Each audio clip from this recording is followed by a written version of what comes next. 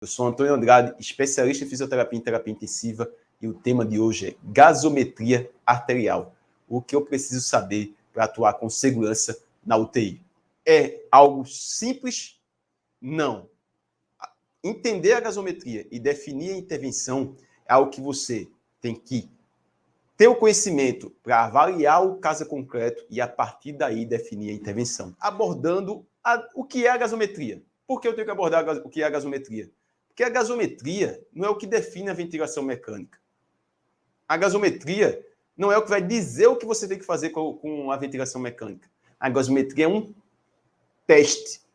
É um teste que vai dizer quanto está de PaO2, quanto está de PaCO2, bicarbonato, saturação arterial, se tem distúrbio hidroeletrolítico, se está apresentando algum distúrbio ácido básico, na verdade. Então, a gasometria ela é um teste. Ok, identifiquei que a gasometria é um teste. É algo a mais para definir a sua intervenção, mas não é só com ela que você define a intervenção fisioterapêutica, ou na ventilação mecânica, ou com a conduta fisioterapêutica. É um teste que vai ajudar na sua tomada de decisão. Entendi isso daqui, que a gasometria é um teste que vai ajudar na tomada de decisão. Entendi que a ventilação mecânica ela é um inimigo necessário. Você ventila o paciente como um suporte de vida. É algo necessário para o paciente se manter vivo e ser realizadas as condutas e ele conseguir sair da unidade de terapia intensiva. Então, se a gasometria é um teste que eu vou utilizar com algo a mais e a ventilação mecânica é um inimigo necessário, eu não posso pegar uma gasometria e definir a intervenção da ventilação mecânica só com a gasometria. Não vi uma acidose respiratória e aumenta a frequência respiratória e o volume minuto. Não é assim. Isso é o que muitas vezes o pessoal faz no dia a dia, mas que não é isso que você deve realizar como conduta. Você vai entender o porquê não é assim e você vai entender o que você tem que avaliar para utilizar a gasometria e definir a intervenção de forma segura. Ok? Até aí tudo bem? Lembrando mais uma vez, aperte o botão de curtida para chegar para mais pessoas esse conteúdo. Existe mais de um tipo de gasometria. A gasometria arterial e a gasometria venosa. Quer dizer que eu posso pegar parâmetros da gasometria venosa e utilizar na minha tomada de decisão? Pode. A gasometria venosa você vai ver principalmente PaO2, pressão arterial de oxigênio, e a saturação venosa. Pressão venosa de oxigênio e a saturação venosa, que vai identificar o débito cardíaco. Depende da diferença do que está sendo retirado do oxigênio pelo organismo. Então, se você tem uma pressão arterial de O2 X, 80, uma pressão venosa de O2 lá em 40, e tem a saturação venosa abaixo de 60, quer dizer que está sendo retirado muito oxigênio, provavelmente o débito cardíaco ali está baixo. E com isso, deve ser aumentado o débito. Mas não é conduta da fisioterapia, não existe só a gasometria arterial. Existe a gasometria arterial e a gasometria venosa, que você também tem que ter o conhecimento. Para alguns casos é importante essa variação dessa gasometria venosa. Para alguns casos é importante você saber identificar para gerar a melhor intervenção fisioterapêutica. Mas hoje a gente vai discutir a gasometria arterial. O que é que você tem que saber na gasometria arterial para atuar com mais segurança? Caso clínico. Esse caso clínico foi mandado por uma aluna do método fisioterapia intensiva. Ela mandou essa dúvida para mim. Eu até estava dando aula ao vivo para os alunos do método fisioterapia intensiva antes de começar essa live. Vou utilizar o mesmo dado da gasometria, mas é com outra abordagem lá, entrando mais a fundo, mas aqui para vocês entenderem essa importância e entender como você deve avaliar esses parâmetros. Então, se a gente pegar aqui o dado que ela passou, pH 7,14. PaCO2 estava em 61 milímetros de mercúrio. pH, PaCO2, o HCO3-, bicarbonato, estava em 20,8. O excesso de base estava em menos 8,2.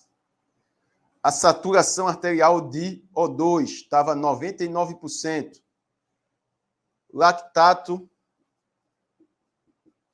estava em 2,1. Esqueci de anotar PaO2 aí, mas era esse parâmetro da gasometria. Então, ó, pH 7.14, PaCO2 61, bicarbonato 20.8, excesso de base menos 8.2, saturação 99%, lactato 2.1. Eu esqueci de anotar o PaO2. Mas era assim que estava a gasometria. E a dúvida foi, o que é que eu tenho que fazer? E é extremamente importante para o fisioterapeuta atuar com segurança saber que ele tem que saber o valor de normalidade, mas o valor de normalidade vai estar lá no Google, bem fácil, que você pode pesquisar, vai ter em qualquer livro. Não é só saber o valor de normalidade, é saber interpretar esses dados e definir a intervenção. E para interpretar esses dados e definir a intervenção, não adianta ter só a gasometria. Um dos principais erros que o fisioterapeuta comete é querer ver a gasometria e definir a intervenção pela gasometria.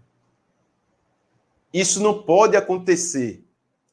Quantas vezes eu já estive no plantão, quantas vezes vi outros profissionais no plantão e chega um outro profissional da área de saúde e diz: o paciente está com acidose respiratória, vamos aumentar a frequência respiratória e o volume minuto. Quem disse que é isso que ele precisa? Qual a causa da acidose respiratória? O que é que está levando ele a apresentar essa acidose respiratória? O que é que está levando ele a ter, na verdade, essa acidose mista? Tem um PaCO2 de 61, o bicarbonato de 20.8, está abaixo do valor de normalidade, o benzex-7 está tendendo aí a excesso de base está negativo, dizendo que ele tem um componente de acidose mista. E o pH está 7.14, o pH está baixo, está lesivo.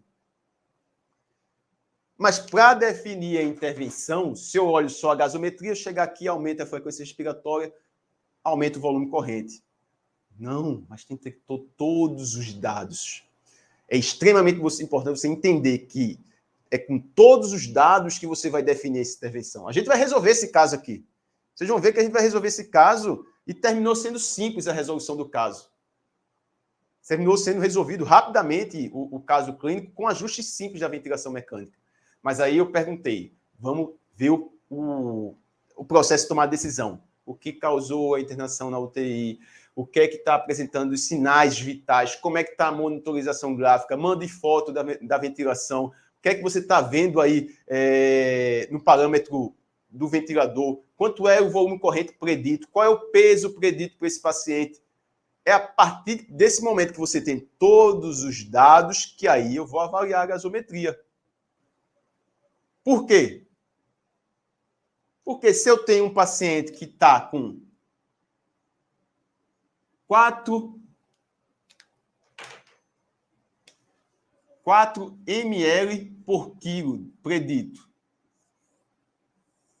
e é um paciente que não tem pulmão de Sara, é um paciente que não está com ECMO, é um paciente que está, na verdade, sendo feita uma iatrogenia na ventilação. Está sendo colocado um parâmetro ventilatório baixo, que está gerando volume corrente abaixo do predito, e isso está levando a uma retenção do CO2. Esse daqui, eu vou aumentar o volume corrente. Vou aumentar para 6 ml por quilo, porque eu identifiquei que o PaCO2 está alto, a causa é que o volume corrente está abaixo do predito, o paciente não tem mais nenhuma outra disfunção, já está ventilando com parâmetros baixos, e aumentei para 6 ml por quilo de peso predito. Mas se nesse paciente ele tivesse um padrão de obstrução com rolha de secreção, ele tivesse apresentando na monitorização gráfica um padrão de obstrução lá severo, adiantaria eu aumentar o delta de pressão para ganhar o volume? Não, eu teria que atuar para gerar a terapia desobstrutiva e com isso ganhar o volume corrente. Por isso que não é só ajustar a ventilação mecânica. É muito mais do que ajustar a ventilação mecânica quando você realiza essa interpretação da gasometria. É muito mais. A gasometria é um teste que está identificando que tem algo alterado. E em alguns momentos você vai ter que ir procurar o valor de normalidade, outros momentos você tem que aceitar esse valor alterado. E ter essa capacidade de avaliar isso é que vai fazer você ter mais segurança na tomada de decisão. Então, o que vale mais? Saber os valores de normalidades ou saber gerar essa interpretação dentro do caso concreto? Gerar a interpretação dentro do caso concreto. Valores de normalidade tem nos livros, tem no Google. O que você tem que fazer para o valor de normalidade voltar para dentro o valor que está alterado, voltar para dentro do valor de normalidade é o mais simples. A gente vai fazer aqui essa resolução. Vocês vão ver que uma regra de 3 simples eu consigo dizer quanto eu quero gerar de volume minuto para esse paciente. Mas para o caso concreto, aí que é o mais complexo. E aí não depende de só saber o valor de normalidade da gasometria e de qual intervenção. É saber juntar todos os dados. Isso é extremamente necessário. É saber juntar os dados para ter o raciocínio clínico e aí ter mais segurança na tomada de decisão. E não adianta só juntar os casos, saber e não se posicionar, porque você vai bater de frente com muitas pessoas dentro da terapia intensiva, no ambiente muito profissional, pessoas que não têm esse conhecimento de saber que um PaCO2 alto não é só aumentar a ventilação, de saber que um paciente que está saturando 90%, vamos dar outro exemplo, paciente saturando 90%, com a PaO2 de 65, a PaO2 predita para esse paciente era 80. Eu tenho que ajustar a FiO2 desse paciente, ou eu tenho que aumentar a PIP? Não necessariamente. Não necessariamente. Esse paciente pode ser um paciente que está com o pulmão muito lesionado, que você está colocando a menor FiO2 para ser menos lesiva, está aceitando uma saturação arterial de 90%, uma PaO2 acima de 60%, porque está sendo menos lesivo para esse paciente do que aumentar a FiO2. E aí você vai ter que ver a concentração arterial de oxigênio, se está dentro do valor de normalidade. Você tem que ver outros dados. Tem que ver se essa saturação está baixa, que essa PaO2 está 65%, mas ele está tendendo uma acidose metabólica burral, que está gerando, pela curva de dissociação da hemoglobina, a queda de saturação. Quando sabe interpretar isso daí, aí você vai discutir, ó, em vez de a gente aumentar a FiO2, você tem como corrigir essa acidose metabólica aumentando o débito cardíaco, se esse paciente tiver com baixo débito. Você tem como fazer outra conduta, que aí esse paciente vai melhorar um pouco a saturação e você vai ter como titular os parâmetros da ventilação mecânica. Então não adianta achar que gerei uma intervenção pelo dado da gasometria. Coloquei aqui dados que estão alterados, que você, em algumas vezes, não vai fazer nada. E fazendo nada vai ser mais benéfico para o paciente do que você gerar uma intervenção. Em outras vezes, você vai ajustar o ventilador mecânico. Em outras vezes, você vai gerar uma intervenção fisioterapêutica, de terapia de remoção de secreção, terapia expansiva. Outras vezes, você vai apenas posicionar o paciente, que a posição dele está gerando uma piora da mecânica ventilatória. É saber que a interpretação da gasometria é apenas um dado a mais. É apenas um teste que você vai ter os valores de normalidades e você vai ter que interpretar. Ah, mas eu identifiquei. Eu vi que que todos os outros parâmetros estão normais, que o paciente tem um quadro clínico aceitável para os parâmetros da gasometria, a gasometria está ruim mesmo, só tem ela ruim. Você vai ter que identificar se é a ventilação mecânica que está sendo feita de uma maneira errada e aí ajustar a ventilação mecânica. É nesse momento que você faz os ajustes da ventilação mecânica. Pode fazer até um ajuste agudo ali, ajustou a ventilação mecânica de maneira aguda naquele momento para reverter algo até você atuar na causa. Você está dando suporte inicial maior e depois vai atuar na causa. Se tem casos dentro do ambiente hospitalar que é discutido isso, que é batido isso e que a pessoa não esquece, vários casos que a gente discute e discute com os profissionais. Eu lembro de um caso, um paciente tracostomizado, estava lá na ventilação mecânica, começando a fazer a progressão do desmame da ventilação mecânica do paciente, e o paciente começou a ter uma retenção de CO2, começou a apresentar uma acidose respiratória, e aí o médico já foi lá e passou para PCV, aumentou os delta de pressão e o paciente voltou para o modo assistido controlado.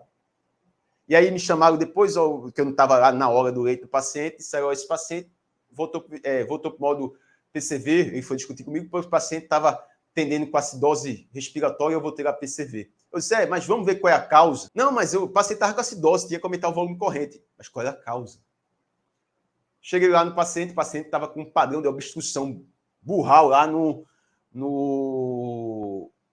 no gráfico. Então, o gráfico do paciente era assim. O fluxo Waze era para ser assim, né? Para sair o volume corrente.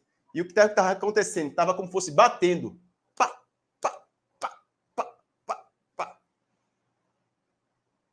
O paciente estava gerando quase nenhum volume. Estava em pressão de suporte, foi manuseado. A traqueostomia. A cânula de traqueostomia. Deslocou. Ficou obstruída pelo posicionamento que ela estava, e aí o paciente não estava conseguindo ventilar. Com o posicionamento, o volume corrente dele, o gráfico da ventilação, passou desse gráfico para esse daqui. Fase ex, saindo, fase inspiratória, gráfico de fluxo saindo. Se você só fosse ajustar pela gasometria, ia lá aumentar a frequência expiratória, aumentar o delta de pressão. Mas não é isso. Precisa de ter outros dados para definir a intervenção. Ok, Antônio, isso ficou claro. Mas se for a gasometria mesmo que está alterada, agora a gente chega, você definindo a intervenção, vendo a gasometria e só a gasometria alterada. Então, eu coloquei aqui dois componentes. Um da acidose respiratória e um outro da queda da PaO2. Vamos pegar primeiro da acidose respiratória. pH, agora um passo a passo. 7,14. Tá com acidose? Tá claro. Tem acidose. pH 7,14. Isso é o passo 1 que você vai avaliar. Pegou uma gasometria, viu lá, pH 7,14. Depois vai ver o PaCO2. Estava 60. Está acima do valor de normalidade? Tá. Provavelmente componente da acidose respiratória. Passo 2. Avaliei o PaCO2. Passo 3. Avaliei o HCO3-. Vi se o paciente... Aí estava 20. Está abaixo do valor normalidade, componente de acidose metabólica, acima do valor de normalidade de alcalose. Então, eu peguei e vi que está abaixo do valor de normalidade, é 22 a 26. Então, pelo passo 3, eu vi que o paciente está com acidose mista, respiratória e metabólica, e viu lá o excesso de base, que também está tendendo lá a já ter um componente de acidose, menos 8,2. Ok. Vi esses parâmetros, pH, PaCO2, bicarbonato, passo 1, passo 2, passo 3. Vou calcular no passo 4 se a resposta está compensatória do distúrbio primário. Nesse daqui é um distúrbio misto, você já vê, independente. Mas eu poderia, se você não tem certeza, distúrbio misto não, desculpa, é uma acidose mista. Se você não tem certeza, você tem que calcular para identificar se a resposta é compensatória. Esse bicarbonato teria que ter aumentado. Se for um componente respiratório, acidose respiratória, esse bicarbonato teria que ter aumentado. Uma resposta aguda, acidose respiratória aguda, vai ser de 1 para 10. A cada aumento de 10 milímetros de mercúrio, um aumento em 1 miliequivalente lá do bicarbonato. Então, sairia de 24 para 25, aumentaria 2 do valor de normalidade. Existem as fórmulas. Depois, quem quiser, manda no direct, manda no e-mail que eu passo as fórmulas. Ok, então eu vi, passo 1, pH, passo 2, PaCO2, passo 3, eu vi o bicarbonato, passo 4, eu vi se estava compensado, vi a fórmula para ver se estava tendo a movimentação para o lado compensatório. Ok. Identifiquei tudo isso, aí eu vou definir a minha intervenção. Depois que falei tudo aquilo da live inicial, né? Identifiquei qual era a causa, se estava dentro da ventilação protetora, se não estava, se o paciente estava apresentando alterações, aí eu vou definir minha intervenção. E se eu pego esse paciente que o componente é misto, eu vou atuar na acidose metabólica, eu como fisioterapeuta? Não. Mas eu vou ver na causa da ventilação. E como é que eu vou ver a causa da ventilação? Processo de tomar decisão. Avaliação global do paciente. Não vou discutir aqui, seria uma live só da avaliação, mas avaliei o paciente todo e identifiquei que o volume corrente do paciente está 8 ml por quilo, que a frequência respiratória do paciente está 18 incursões por minuto. O paciente tem 60 quilos de predito, peso predito de 60 quilos. Quanto vai dar de volume minuto? 480 ml. Então, esse paciente está fazendo 480 ml de volume corrente. O volume minuto, 480 vezes 18. Tudo forma de multiplicar, não tem nada de outro mundo. 480 vezes 18, 8.640. Então, ele tem um volume minuto de 8.640. E aí você pode perguntar, por que esse paciente, com esse volume minuto, com 8 ml por quilo de peso predito, está fazendo uma acidose respiratória? Isso aconteceu muito durante o momento da pandemia? Aconteceu. Porque aí eu bato na tecla. Qual a causa disso daí? Se esse paciente, VDVT, espaço morto dele, VDVQ, estiver aumentado, esse volume corrente aqui pode estar sendo perdido. E como eu sei que esse espaço morto pode estar aumentado? Pode ser calculado com uma capnografia calorimétrica, mas não vai ter muito dentro do ambiente hospitalar, mas você pode calcular, existem várias outras fórmulas. Mas ok, vamos pegar a parte prática. Você viu que esse PaCO2 está alto, o paciente está com volume minuto alto, mas aí no gráfico da ventilação mecânica, por isso que diz que tem que pegar tudo. Mesmo com essa frequência de 18, o paciente está fazendo alto PIP, que ele tem uma constante de tempo muito alta. Ele está com uma PIP de 16 e está hipotenso.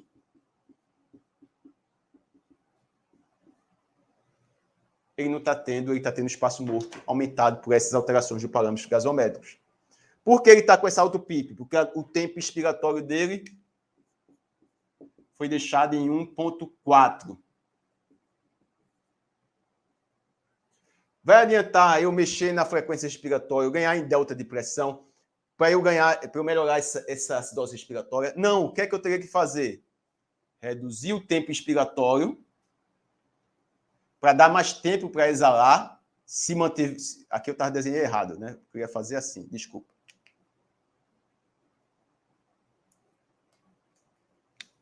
Então, o paciente estava com tempo de 1,4 com pausa.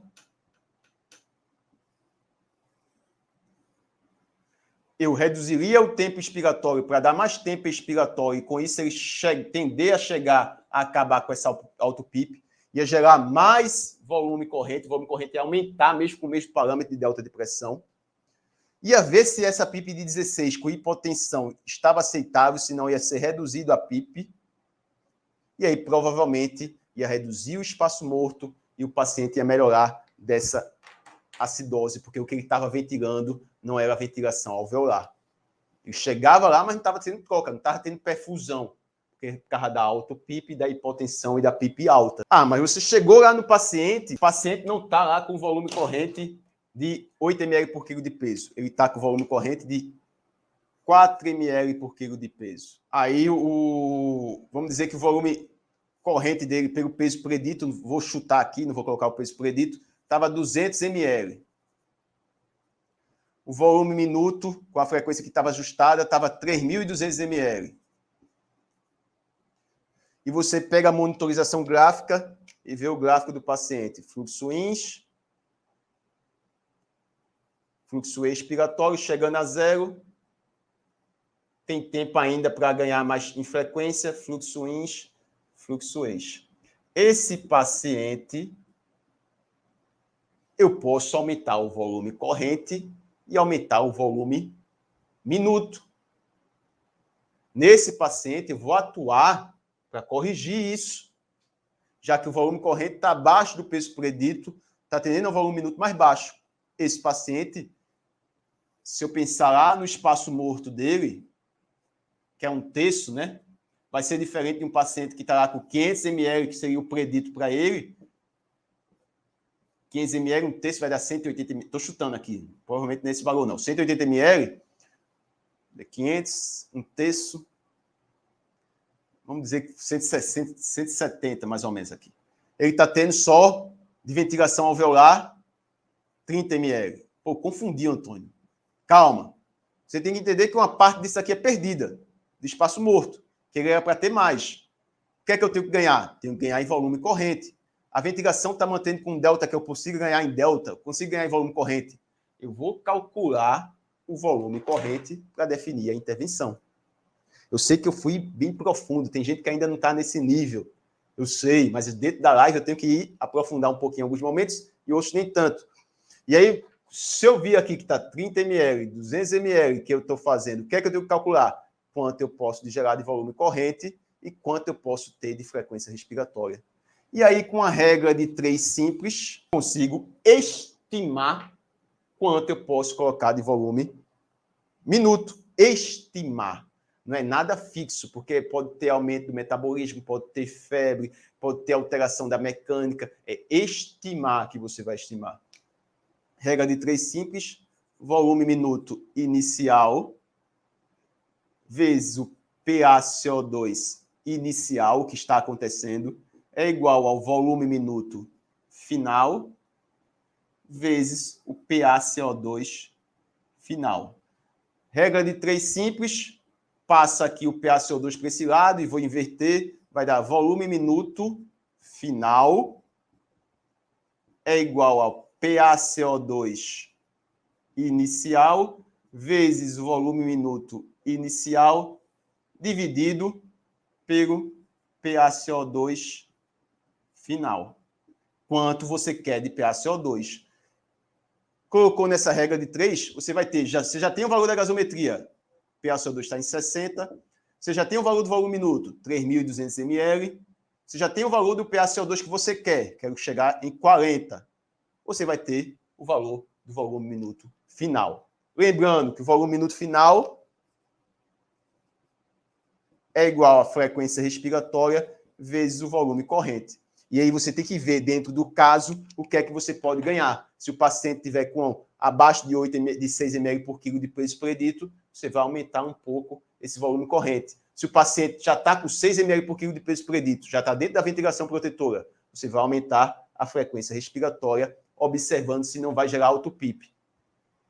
Aumentou a frequência respiratória, observou que não está gerando alto PIP, vai ter uma nova gasometria. O pH ficou ainda abaixo de 7,15. Não tem nada de componente metabólico que pode ser corrigido. Não pode ser aceitado uma hipercapnia permissiva para esse paciente. Você vai ganhar mais 1 ml por quilo de peso predito. Sai de 6 para 7 ml por quilo de peso predito. E esses ajustes são ajustes finos, se for ver só o distúrbio ácido básico. E lembrando que isso é estimativa. Você não tem como ter a certeza, mas em vez de fazer um ajuste aleatório, é melhor você estimar do que você fazer ajuste aleatório. Se fosse uma alcalose respiratória, vai seguir o mesmo padrão. Qual a causa, o que está acontecendo. Porque se o paciente estiver hiperventilando, está em pressão de suporte, PSV, hiperventilando, mantendo a frequência de 30 incursões por minuto. PSV, o paciente está fazendo a frequência de 30 incursões por minuto. Veja como é a necessidade desse conhecimento. Um volume minuto de 18 litros por minuto. Um volume corrente, ele está fazendo de 800 ml. Está com delta de pressão, a pressão de suporte de 10 centímetros de água. E colher uma gasometria, o PaCO2 está igual a 16 centímetros de água. 16 centímetros de água, não, desculpa. 16 milímetros de mercúrio. Tem um valor aleatório aqui. O que é que você, como fisioterapeuta, depois que acompanhou a live, faria com esse paciente? É uma alcalose? Vamos pegar o pH, não coloquei o pH. pH 7,6. Bicarbonato, vou colocar não vou colocar o bicarbonato, mas vamos dizer que está dentro do valor esperado. Qual a conduta que você iria fazer? Tenho certeza que tem gente que está pensando aqui. Eu passaria para PCV ou VCV. Não tem gente que está pensando isso, né? Passaria para PCV, VCV, colocaria uma frequência respiratória mais baixa. Eu sei que tem gente que está pensando isso. Eu sei que tem gente que está dizendo, pô, eu colocaria para PCV ou VCV, colocaria uma frequência respiratória mais alta e baixaria mais o delta de pressão. Ou então baixaria o delta de pressão aqui. A resposta tem que ser: está faltando dados. Eu preciso de mais dados para esse paciente. Não vou ajustar a ventilação mecânica com isso daqui. Outra coisa, o paciente está hiperventilando. Ele está mantendo a frequência de 30, ele está mantendo o volume minuto de 18, ele está fazendo volume corrente de 800 ml. Se você passa para PCV e baixa delta, baixa frequência, ele vai aumentar o esforço. Ele que está querendo, já está com delta de pressão de 10 em pressão de suporte. Se você vai lá e ajusta isso daí, você não vai ser benéfico para o paciente. 30 de frequência, volume minuto de 18, volume corrente de 800, um delta pressão de 10, pH de 7,6, um PaCO2 de 16, paciente pressão de suporte. Qual conduta que você realizaria? Precisa de mais dados. Primeira coisa, você dizer assim, eu preciso avaliar esse paciente. Segundo ponto, o paciente está em pressão de suporte e hiperventilando, mantendo 18 litros por minuto. É o paciente que está querendo isso daqui. Não adianta eu chegar lá e começar a colocar os ajustes mais baixos da ventilação mecânica, se não é a causa é a ventilação. É o paciente que está com aumento da demanda. Tem que identificar o que está causando o aumento da demanda, que está fazendo ele hiperventilar e atuar na causa. Veja que é diferente da resolução que eu falei lá com o paciente que você vai ajustar a ventilação mecânica. Mas se foi você que ajustou a frequência, é você que está dando um delta alto, é você que está dando volume corrente alto e tem uma alcalose respiratória, você mantém aquela mesma fórmula e vai chegar aí no volume minuto que você quer para esse paciente. Vamos dar um exemplo agora aqui de acidose metabólica. Você pegou um paciente com pH de 7,12. Um PaCO2 de... Estou chutando aqui, eu não peguei um caso aqui real. Se você colocar na fórmula para calcular o pH, provavelmente vai dar alterado. Mas vamos colocar um valor aqui. 30 de PaCO2 e um HCO3 menos um bicarbonato de 14. Provavelmente não vai dar isso daqui, não. Só chutei valores, certo? E o equivalente por litro. PaCO2, 30 ml de mercúrio. pH 7,12. Você, como fisioterapeuta, o que é que você tem que fazer? Então, você vai ter que identificar no caso concreto o que é mais benéfico para o paciente e o que é que deve ser feito corrigido a acidose metabólica, que não é você que tem que corrigir. E aí você tem que discutir no ambiente multiprofissional e dizer, olha, tem que ser feito algo para essa acidose metabólica. E aí vai ser atuado na acidose metabólica e vai ser corrigido, se conseguir ser corrigido.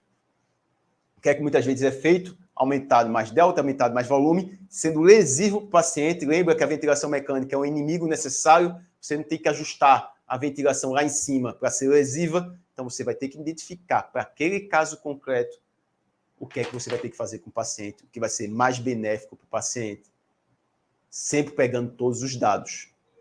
Não adianta só com a gasometria. A gente falou muito aqui sobre o distúrbio ácido básico, mas se pegar gasometria PaO2 e saturação, pressão arterial de oxigênio e saturação arterial de oxigênio. Ainda tem gente que faz muito isso. Pega a pressão arterial de oxigênio e já calcula a pressão arterial de O2 predita para a idade. E se tiver alterado, já faz ajuste da ventilação mecânica para a PaO2 predita, para atingir a PaO2 predita. Mas 98,5% do O2 carregado no organismo é ligado à hemoglobina. O que vai ser diluído no plasma é 1,5%. Se a saturação está mantendo entre 92% a 96%, a maioria dos pacientes, eu não vou me preocupar e atingir a PaO2 predita. Por quê? Porque já estou carregando oxigênio uma quantidade satisfatória para o paciente. Se for um paciente DPOC, tem uma Uma acidose respiratória crônica, vou aceitar uma saturação de 88% a 92%. Saturação arterial de O2. Então, não adianta calcular o valor da PaO2 predito e colocar uma FiO2 para atingir o valor do PaO2 predito. A pressão arterial de O2 predito é um cálculo realizado não na UTI, é uma estimativa predita para um valor de normalidade de um caso de um paciente que não tem nenhuma disfunção. O paciente está dentro da terapia intensiva. A ventilação mecânica é um inimigo necessário. O oxigenoterapia é um inimigo necessário que causa lesão para o organismo, se é deixado com os parâmetros altos. Então, não tenho que correr atrás de um PaO2 predito. Eu vou ter que aceitar uma saturação, ver quanto é que está de concentração arterial de oxigênio na gasometria. Esses ajustes atrás da PaO2 não são necessários. A PaO2 é um dado importante para ser avaliado, mas não correr atrás da PaO2 predita. Eu tenho que ver o gradiente alvéolo arterial, eu tenho que identificar a PaO2 sobre a FiO2, relações que vão identificar como é que está a lesão pulmonar, o que é que eu posso fazer com esse paciente.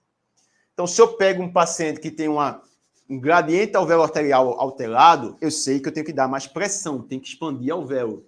Se está normal, eu não tenho que expandir alvéolo. Isso é para você identificar se é uma insuficiência respiratória tipo 1 ou insuficiência respiratória tipo 2. Alvéolo arterial de O2. Na maioria das gasometrias já vai dar essa diferença. O gradiente alvéolo arterial de O2 é a subtração da pressão alveolar de O2 menos a pressão arterial de O2.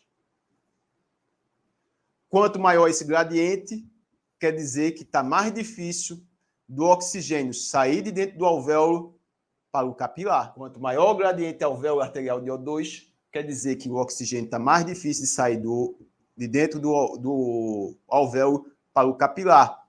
Porque tem edema, porque tem infiltrado, porque está com interstício, a membrana alvéolo capilar aumentada, tem lesão pulmonar. Isso dificulta a passagem do oxigênio para o capilar.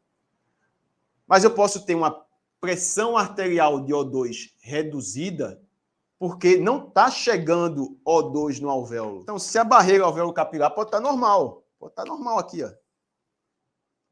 O alvéolo e o capilar aqui próximozinho, bem pertinho, não está tendo nada de lesão pulmonar.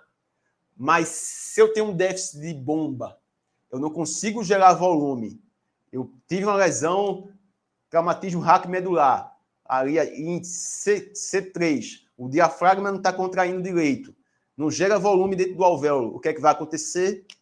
O oxigênio não está chegando aqui, eu estou aumentando a PaCO2, aumentando a quantidade de gás carbônico e vai dificultar essa passagem, porque não está chegando direito, não está tendo ventilação. A PaO2 vai cair. Mas quando a PaO2 cai e você calcula o gradiente alvéolo arterial e está normal, eu não tenho que aumentar a FiO2, eu tenho que aumentar a ventilação. Eu tenho que gerar mais ventilação, tenho que gerar mais volume. Você pegou uma gasometria, viu o gradiente alvéolo arterial de O2. Se você não tiver na gasometria, você tem como calcular, você calcula a pressão alveolar de O2 com uma fórmula simples.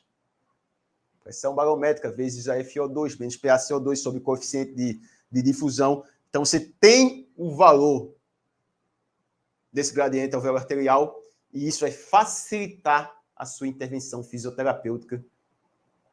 O paciente da ventilação mecânica ou o paciente na ventilação não invasiva. Porque se o paciente está com gradiente alvéolo arterial normal e você coloca só uma Venturi com o paciente, vamos lá, o paciente chegou, vamos dar um caso, o paciente chegou, insuficiência respiratória, foi colhido na gasometria, PaO2 está em 60, PaCO2 está em 65, você calculou o gradiente alvéolo arterial de oxigênio, está normal, e você colocou só uma máscara de Venturi no paciente, porque o oxigênio está baixo. O que é que vai acontecer? Melhorou a bomba ventilatória? Não, não melhorou a bomba ventilatória. Se não melhorou a bomba ventilatória, vai melhorar essa PaO2. Pode até melhorar momentaneamente, que você aumenta muito a pressão dentro da pressão alveolar, como o gradiente está normal, pode dar um aumento, mas você não reverteu a causa. você tem que atuar na hipoventilação. Então, quando você tem essa avaliação, passo 1, avaliou o distúrbio ácido básico. Passo 2, avaliou os distúrbios de troca gasosa. Você vai ver PaO2, saturação arterial, relação PaO2 sobre FiO2 para ver a lesão pulmonar que está apresentando. Tem uma SARA moderada, grave ou leve, ou não tem. E você vai avaliar também um gradiente alvéolo arterial. Pegando esses pontos iniciais e identificando que não é só com a gasometria que você vai definir a intervenção, mas avaliando o caso concreto e vendo quais são as alterações que estão apresentando, fica muito mais fácil, muito mais seguro sua intervenção na terapia intensiva. É fácil? Não. Se fosse fácil, todo mundo estava lá atuando de qualquer forma, atuando com segurança. Não é fácil. Isso daqui é apenas um parâmetro simplificado, que você não deve se contentar só com esse conteúdo da live. Você tem que estudar o livro, pegar o conhecimento da base do conhecimento, se aprofundar, tirar dúvidas. É o que eu falo com os alunos do curso de fisioterapia intensiva, do método FCR. Vocês têm que tirar dúvida. São ciclos de desenvolvimento que eu repito para eles também, os alunos do método de fisioterapia intensiva, do método FCR. São ciclos de desenvolvimento. Conhecimento teórico, conhecimento prático, iniciativa e atitude. Esse centro aqui tem que ir aumentando com o tempo. Esse centro vai aumentando com o tempo e você vai tendo mais segurança, vai tendo mais autonomia.